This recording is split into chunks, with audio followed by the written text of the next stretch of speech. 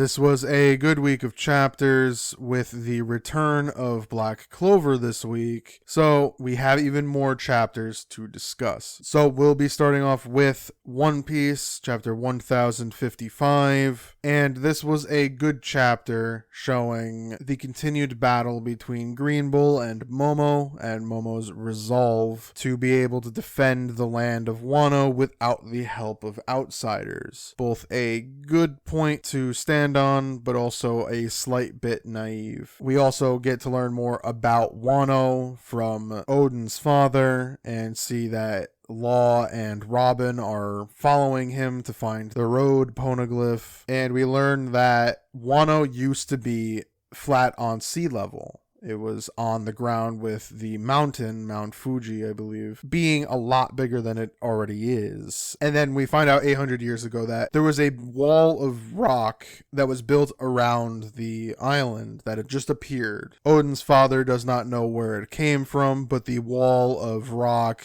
arrived and trapped rainwater in Old Wano, leading to the rise of fresh water in the encompassing rock wall, which then led to what is current day Wano, which is an interesting thing to see, lending a lot more credence to the red line being manufactured, being a fake landmass that was put up by whoever was in charge in the 100-year void century. And so we learn a little bit about that and learn that Pluton is somewhere in Old Wano, and that the opening up Wano wasn't necessarily about the borders per se. It was actually about the natural rock wall, the unnatural rock wall that leads to their waterfalls, their greatest natural defense. Oden wanted it to be destroyed to open up Old Wano and bring back, I guess, more of their giant landmass, their kind of big island, unleashing Pluton in the process. So that's extremely interesting. We'll have to see if we're going to explore that any further or if it'll more or less end here. But it's more intriguing that somehow Oden knew about this, if that makes any sense. So I'm curious what this all means for the future of One Piece. What is at Laugh Tale and what's at so many other places, and what was the reason why Oden wanted to unleash Pluton back upon the world after its seeming disappearance in Old Wano. And lastly, the battle with Momo had a winner, with Momo coming out on top after finally achieving his fire blast, but it was mostly due to the assist of Shanks, with Shanks seemingly being able to watch what was happening from his ship that was by the waterfall, or at least on top of it, before he left. And he was able to see what was going on and threatened Green Bull with his Conqueror's Haki, using his Haki presence to make Green Bull back down. This allowed Momo to get the victory here, as we see the monster trio and Jinbei watching on, ready to jump in if things got a little too dicey, which I thought was a fun touch to show that Luffy and co were ready to dive in, were more or less on top of the situation, but let Momo try to win on his own to see if he can actually pull off what he said he wants to do. So overall, I think I'll give this chapter an A. I thought it was pretty great seeing all these different parts going on, from the reveals with Robin, Law, and Oden's father, to the battle with Momo and Green Bull having its climax and having a victor, and Shanks' involvement to show just how powerful he is, as it seems as though he has completely mastered to probably the highest degree every form of Haki. This leads to him being one of the most powerful characters we've seen thus far, as if his armament is as strong as his observation as well as his conquerors, he is probably one of the strongest characters in the entire world, leading to a lot of intrigue going on here, as the admirals, Green Bull included here, are plenty strong, but they don't seem to have quite the proper matchups here. So I'm curious to see how Oda puts this, because the original Admiral trio Akainu, Aokiji, and Barciliano all seemed like leagues above everyone else, and that still seems to be the case, as Barciliano wasn't intimidated by anyone and was going to take anyone on, where Green Bull seemingly backs down from Yonko's, yet doesn't fear anyone else but them. So there's a clear gap between the old generation of admirals to this newer one, to some degree, as we've seen Fujitora not quite try, but still struggle against certain opponents he really shouldn't have struggled with. So it'll be interesting to see where the story goes from here. Are we going to continue the celebration as the major threats are all but gone, or are we going to move on and be ready to leave Wano and move on to the next portion of the program? A lot of interesting things that'll happen. I'm assuming a ton more information will drop either way it decides to go, and it's been good to have One Piece back. So now we're on to Black Clover chapter 332, and this was a good chapter to return to. As we see, it's been about a year and 6 months, I think. It's been over a year since the end of the Spade Kingdom War, and most everything is being rebuilt, and things have been calm and peaceful in that time frame. Asta is being praised and promoted to a higher tier of Magic Knight, even though Yuno is even higher than him, despite them both being probably equal parts as important in the Spade Kingdom War. And it seems as though Asta's trial is completely prolonged and or fine. He's now fine despite the devil that resides in him. He's still somewhat polarizing because of said devil, but no one's really gonna fight him on his achievements, especially the captains of the different night squads. So they're celebrating. We all see this and everything. We also got to see some fun antics with Nero wanting to mess with Noel and Mimosa, telling them that Asta plans to confess, and they get all flustered. We then get to see the last confession of Asta to Sister Lily. Sister Lily says no for the final time, and Asta finally accepts this, but just couldn't give up. But now, this time, he understands and says once again he's going to become Wizard King, and she finally agrees that he will do just that and that she believes in him. And the final thing of the chapter is that Lucius arrives to spoil the fun, and I'm hoping he starts doing some extraordinarily evil things. We also see that there were other reports of some demon activity on the borders of the Clover Kingdom after a year of more or less silence, and so the Black Bulls and Yuno went to investigate while Asta was promoted. Now, with Lucius arriving here, things can get very hairy very quickly. We also see that Charlotte hasn't been able to look Yami basically in the eyes at all since her confession, and in that year, Yami has no idea why she's doing that, until one of the Black Bulls members tells him that she confessed to him, in which case he didn't know how to handle that either, and so we now have this odd sense of awkward trying to get along again thing with those two, which I think is very funny, Charlotte and Yami. So overall, I think I'll give this chapter a B. I think it was a good chapter to return on, as it was a nice slow setup chapter for what hopefully next week really proves to be a giant stepping point to making Lucius slash evil Julius slash just Julius in general this really villainous character. I don't know what's going to happen. If I had to guess, nothing. He just threatens everyone and that he's going to destroy everything. If this really wanted to take a turn, he'd kill Sister Lily and completely mess up Asta and kind of destroy the capital in one giant surprise attack and just take everyone out very quickly. And it's a scramble to try to get rid of him because he's that powerful, as we do see Lucifero seemingly being bound to a degree as his body is falling apart, but the demon heart is now seemingly cut in half, giving Lucius this immense power boost, as it's somewhat described. So it's interesting. There's a lot of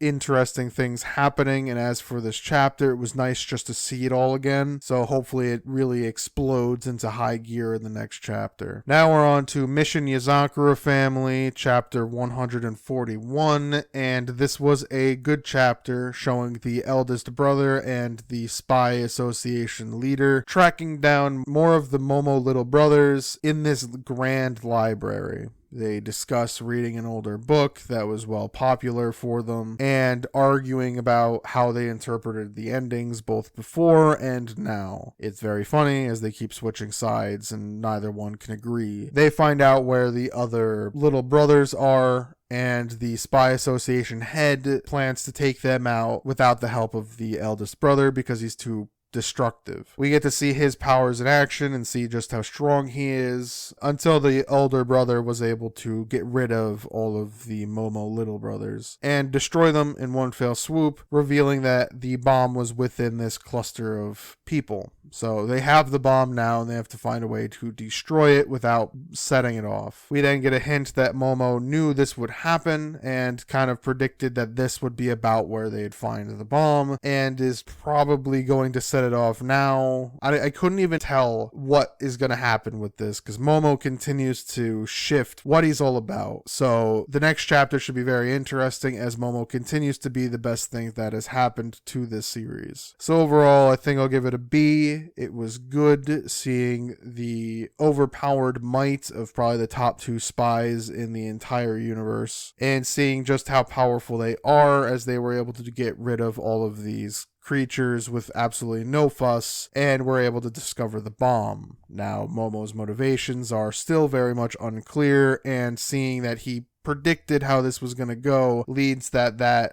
bomb could potentially be something else entirely. Now we're on to Undead Unluck chapter 121, and this was a good chapter seeing Andy and Fuko finally get past Unruin and approach the round table. Billy plans to hold off Unruin for as long as he can, seeing especially as he has Unruin's ability. Andy even apologizes for liking Billy again, causing him to have to resort to different methods to get to his powers back, making it a touch more difficult, but in the end, getting Unruin's power isn't a bad thing. Titania plans to stay behind as well and fight until she dies to help protect Fuko. Billy plans on staying with her until the bitter end. So there's a lot of intrigue going on with that battle, as well as the fact that Juiz was waiting for Fuko and Andy, so I wonder what this ultimatum is going to be, as well as what her plan in all of this is going to be. Perhaps she'll explain what she was doing in maybe her original timeline and how to recruit her in a manner of speaking. So there's a lot of intrigue going on with this chapter as Unruin is more or less out of the picture for now. I wonder if everything's going to work out or if some unseen twist of fate happens. There's a decent amount of stuff that is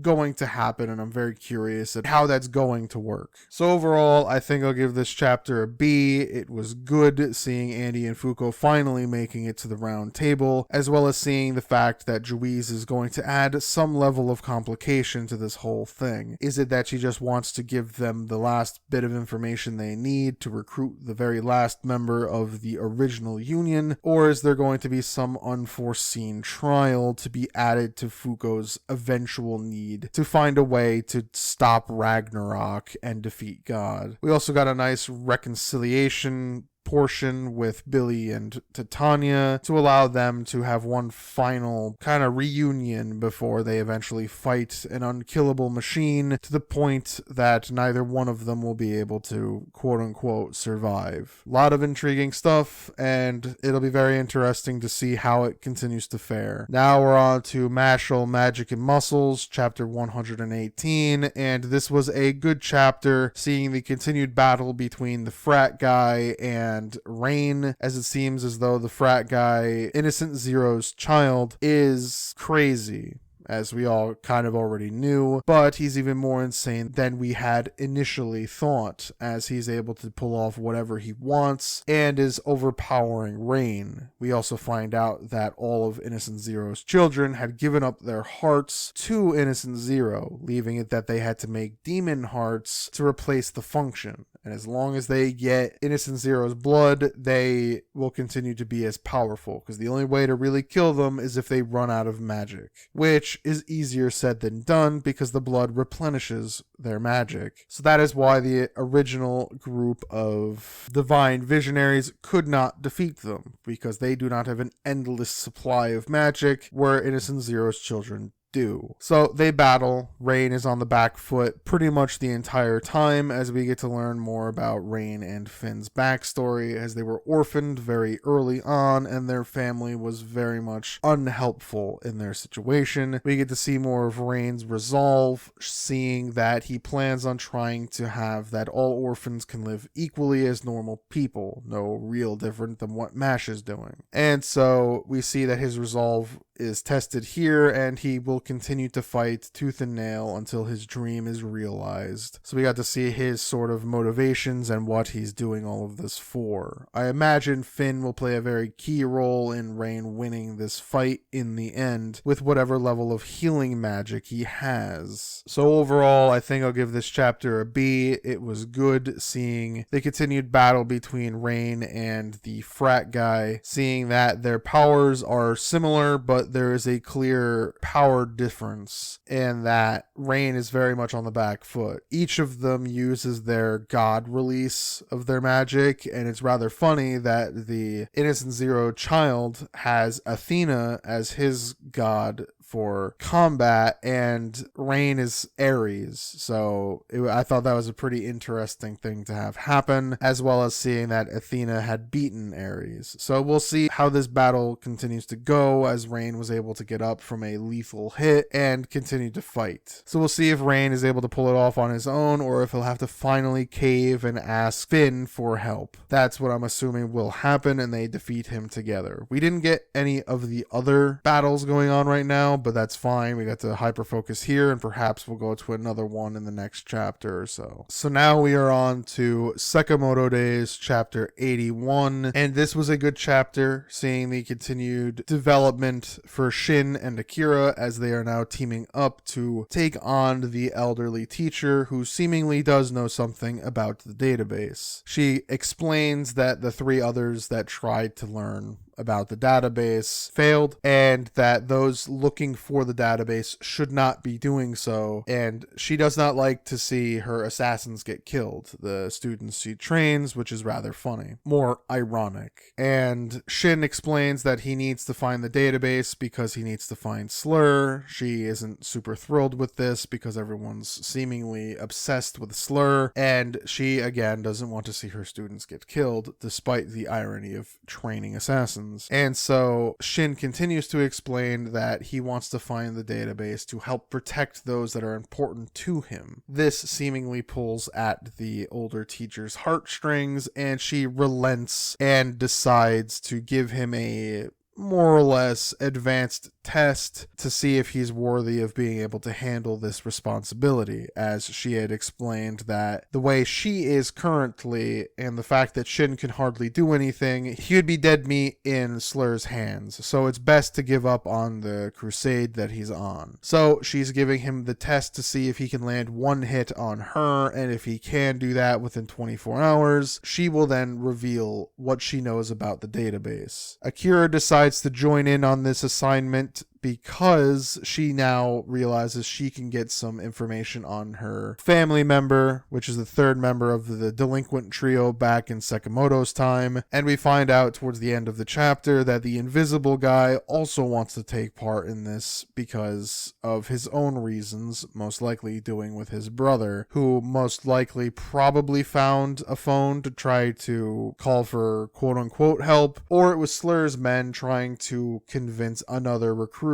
to come in. So a lot of intrigue there, as now it's 3-on-1 with Shin, Akira, and the invisible guy taking on this old, very powerful teacher. Shin explains this to Sakamoto, at least Akira and him going after her, and explains who the teacher is, which Sakamoto then grimaces, remembering how he and Nagumo struggled with her even back then. So we then see that he still plans on going his own way and finding what he can find out himself. So a lot of intrigue, a lot of interesting stuff going on. I particularly like that Sakamoto's group continues to grow to a degree, and that they're vastly different than anything that Sakamoto does, or even what Nagumo does, with the major order members going around doing more dangerous stuff. So there's a lot of intrigue, a lot of interesting decisions being made, and the pace of the story is very good in my opinion, as we see that the older teacher is extremely powerful. We also get to see a little bit of Akira's power, which is she can see all sorts of sight lines to take advantage of, and that's how she's able to move so very efficiently despite not having any real skill in the practice. So there's a lot of interesting things with her as well as the whole scenario as a whole. So overall, I think I'll give this chapter a B. I thought it was good. I thought there was a lot of intrigue here and a lot of good stuff to have happen. The next few chapters should be pretty interesting, especially to see how this trio of inexperienced assassins take on this masterful one to get the information that they desire. So that was all of the chapters. Again, they were all very good, with One Piece being particularly good as its battles are continuously being well done and so much information dropping that it makes each chapter extremely exciting, if not a bit too fast-paced, but sometimes that leads to a bit more exciting of chapters, leaving no real meat on the bone left because you're just going with so much information. Black Clover was good, a slow start to really build up anticipation for the end arc that is happening currently. Mission Yozakura family was good, seeing two overpowered characters really take on and handle the situation with the most absolute of ease, and seeing that Momo is still pulling the strings from behind the scenes. Undead was good, as we saw they're entering the final phase before the new timeline, which is exciting. Mashle had some good battles going on, mainly the one battle in this particular chapter, really advancing to a mid-level point, or towards the middle of where this fight would be, with Rain taking a heavy beating but still standing firm, and Sakamoto Days having it that we get to see a bit of a new team form with Shin, Akira, and the Visible Guy to take on an impossible opponent. So now for everything else, My Hero was fine, Jujutsu Kaisen was fine, Blue Box was fine, and Earthchild was fine. Nothing really overly exciting happened in any of them, at least for me. The only real newsworthy thing that happened was the fact that it seems as though we are 100% getting that young Deku is going to save young Shigaraki, and that's how they're going to end this battle, with Deku saving one more person like the true hero he is. Aliens area was good, as we continued to see more bonding between the characters and some lighter stuff going on. The designs in this, I think, are very good, and I think the rough, not traditional manga, seemingly unfinished look of the manga, I think it's really unique and a nice change of pace. It's not the best, I will not argue against that. It's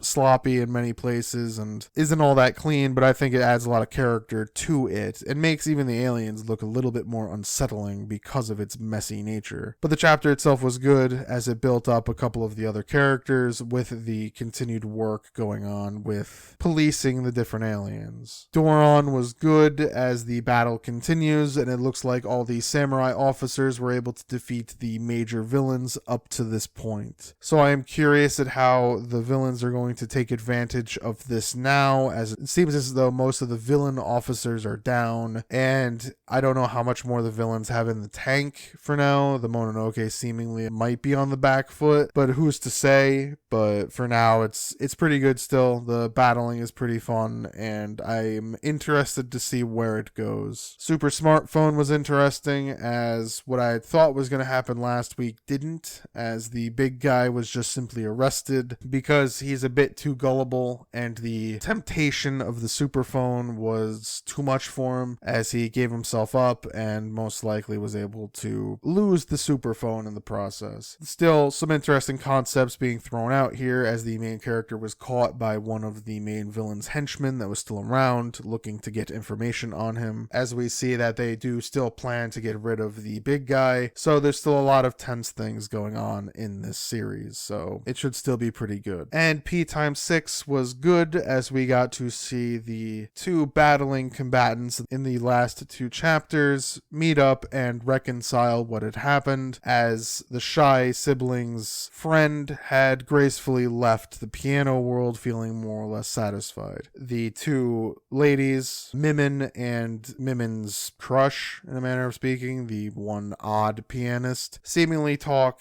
as Mimin's been following her, the weird pianist, all all day, and they kind of start connecting a little bit, and we'll see how this battle ends up going, as it could be very interesting, as they're up next with Mimin 100% going to play unorthodoxly, and the weird pianist, I don't know how she's going to play. Her motives are clear, but I don't know what she's planning on doing. So there's a lot of meat on the bones here, and I'm looking forward to seeing how this battle ends up going. If it'll be longer, if it'll be about the same length, if there'll be a new winner, if there'll be a new loser, what'll happen. There's a lot of intrigue with these two, and then the next few have even more intrigue than that. So that was everything. This was a good week overall with the return of Black Clover, so can't go wrong there. Hopefully that continues to elevate as its final arcs are going, as it's more or less seeing as more and more of these manga are entering their final arcs. I wonder what's going to happen when most of them end one after the other, from Mashle to Undead to One Piece, Black Clover, probably some of these other young series. Who knows? There's a lot of turnover that's going to happen within the next few years. So it'll be very interesting to see which ones survive longer and which ones don't. I imagine Jujutsu Kaisen's going to go for a while. My Hero's on the way out as well. Mission Yozakura doesn't feel close to its end, but you never know. It could end on a dime out of nowhere for the most part. And many of these younger series, they can go pretty quickly. Hopefully Sakamoto doesn't, but you never know. So a lot of exciting things on the horizon, and I look forward to seeing what they are. So if you enjoyed this video,